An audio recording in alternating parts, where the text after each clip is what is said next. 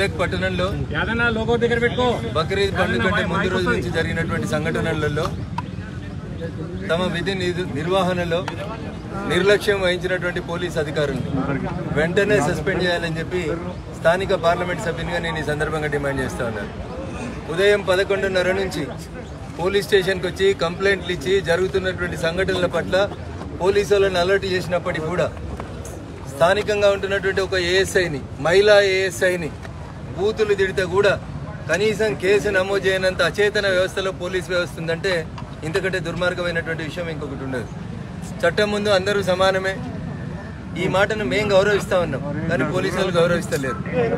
ఎవరి మెహర్బానీ కోసమో, ఎవరి పోస్టింగ్ల కోసమో, ఎవరిని కాపాడుకోవడం కోసమో చేస్తున్నటువంటి కుట్రలు కుతంత్రాలని ప్రజల ముందు ఒక చర్చ గుంచాలనే ఉద్దేశంతో రఘునందన్ రావు ఈరోజు కోర్టు సమక్షంలో మాట్లాడడం జరుగుతూ ఉంది.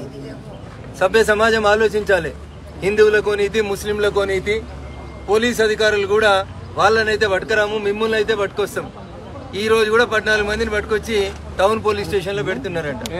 అరే ముందు మీ ఏఎస్ఐని బూతులు తిట్టిన వాళ్ళని పట్టుకొస్తే నీ ఒంటి మీద ఉన్నటువంటి యూనిఫామ్ కు విలువ ఉంటుంది. సిఐ గారు చిన్న చిన్న పిల్లల్ని ఆధార్ కార్డులు తీసుకురమ్మని పోలీస్ స్టేషన్ కు రమ్మని బెదిరించి కూర్చోబెట్టి ఇప్పుడు కోర్టు కాడికెళ్ళి కూడా పట్టుకపోతామని చెప్తా ఉన్నారంట. ఇట్లా భయపట్టిస్తేవాడు భయపెట్టేవాడు లేడు ఇక్కడ. సిఐలు గుర్తుపెట్టుకోరు.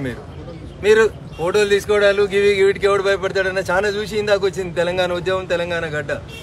ఏం లేనప్పుడే నిజాం నవాబ్ సైన్యాన్ని కారం పొడితోటి ఉరికించినటువంటి తెలంగాణ గడ్డ ఇది.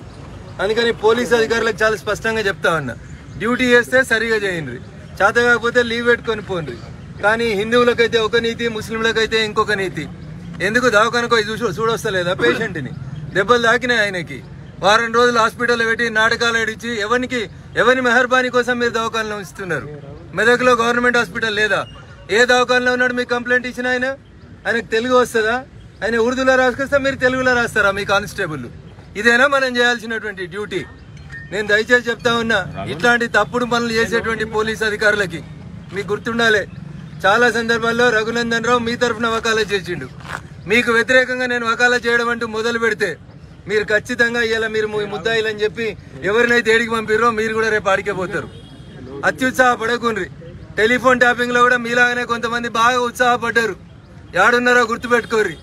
నేను మళ్ళీ చెప్తా ఉన్నా, మెదక్లో ఉన్న 2 సిఐలకి మీ వీడియోలు, మీ సీసీ ఫుటేజ్లు నేను ఇప్పుడు వస్తున్న ఎస్పీ ఆఫీస్కి, టౌన్ పోలీస్ స్టేషన్లో ఉన్న 14 మందిని మీరు పంపిస్తే మేము ఎస్పీ ఆఫీస్ నుంచి ఇంటికి పోతాం.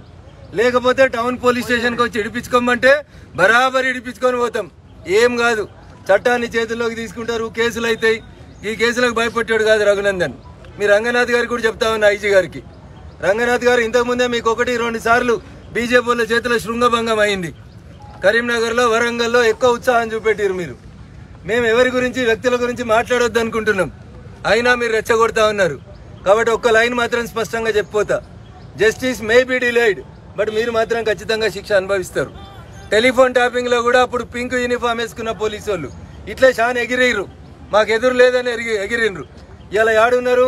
శ్రీకృష్ణ జన్మస్థానంలో ఉన్నారు. మెదక్ పోలీస్ అధికారులకు కూడా చెప్తా ఉన్నా, తొందరపడి మీరు తప్పుడు పనులు చేస్తే ఖచ్చితంగా మీరు కూడా శ్రీకృష్ణ జన్మస్థానానికి వస్తారు. ఇది నేను మెదక్ ఎంపీగా మా మెదక్ ప్రజలకు ఇస్తున్నటువంటి బాధ. పోలీస్ స్టేషన్ కి నిన్న కార్డులు తీసుకొని వస్తే, నిన్న ఆధార్ కార్డులు తీసుకురామంటే ఆధార్ కార్డులు తీసుకొని వస్తే ఎట్లా కూర్చోబెడుతున్నారు? 3 గంటలు, 5 గంటలు. ఏ చట్టం పర్మిట్ చేసింది మీకు? మేము మీకు కోఆపరేట్ చేస్తా ఉంటే, ఇంత జరిగినాక కూడా మీరు ఆధార్ కార్డులు తెమ్మంటే తీసుకొని వస్తుంటే సెల్ ఫోన్లు గుంజుకుంటారు. ఏ సెక్షన్ గుంజుకోమని చెప్పింది ఫోన్? ఏ సెక్షన్ ప్రకారం మీరు గుంజుకున్న ఫోన్లను డిపాజిట్ చేయరు? పోదాం మీ ఎస్పీ గారి దగ్గరికి, చెప్తా. ఇండియన్ పీనల్ కోడ్ ఏం చెప్తుందో నేను మాట్లాడతారండి. బరాబర్ ఇప్పుడు ఎస్పీ గారి ఆఫీస్కి పోతాం, జరుగుతున్న అన్యాయాల మీద మాట్లాడతాం, తప్పు చేసినటువంటి పోలీస్ అధికారులను శిక్షించమని అడుగుతాం. యూనిఫామ్ లో ఉన్న ఒక ఏఎస్ఐని, హిందూ మహిళా ఏఎస్ఐని తిడితే రోషం వత్తలేదా పోలీసు వాళ్ళకి? పోలీసు వాళ్ళని ముడితే తిడితే కూడా అరెస్ట్ చేయడం చేత కాకపోతే బంజాయిరీ యూనిఫామ్లు పెట్టేసుకొని వెళ్ళిపోండి.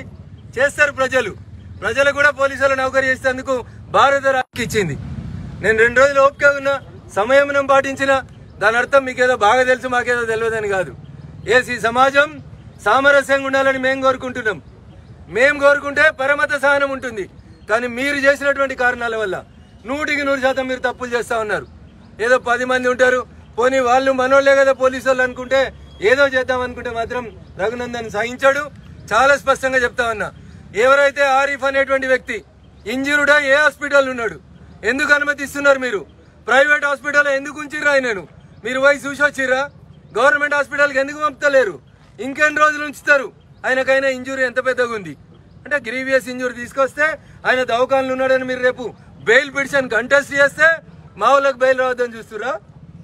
నేను అందుకనే ఇప్పుడు మెదక్ ఎస్పీ గారికి చెప్తున్నా, సాయంత్రం కల్లా ఆరిఫ్ డిశ్చార్జ్ కావాలి, ఆరిఫ్ని తీసుకొచ్చి రిమాండ్ చేయాలి. చెయ్యకపోతే రేపు మీరు పోలీస్ స్టేషన్ నుంచి సీడీ ఫైల్ తీసుకొని వచ్చి కంటెస్ట్ చేసిర్రు అనుకోరు ఎస్పీ గారు. అయ్యా రంగనాథ్ గారు మీరు కూడా వినాలి, మీరు మాట్లాడినరని నేను మీ గౌరవం ఇచ్చి ఆగిన, నేను చట్టాన్ని చేతిలోకి తీసుకోవద్దన్నారని ఆగుతా ఉన్నాం. నేను మళ్ళీ చెప్తా ఉన్నా రంగనాథ్ సార్, కొంచెం వెనుక కొంచెం ముందు మీరన్నా చట్టాన్ని సరిగా పనిచేయించుర్రి, తప్పు చేసిన వాళ్ళని శిక్షించుర్రి. లేకుంటే బరాబరి టెలిఫోన్ ట్యాపింగ్ లో మీ వాళ్ళకి ఏ గతి పట్టిందో మా మెదక్ పోలీసులకు కూడా అదే గతి పడుతుందని ఈ సందర్భంగా హెచ్చరిస్తా ఉన్నా.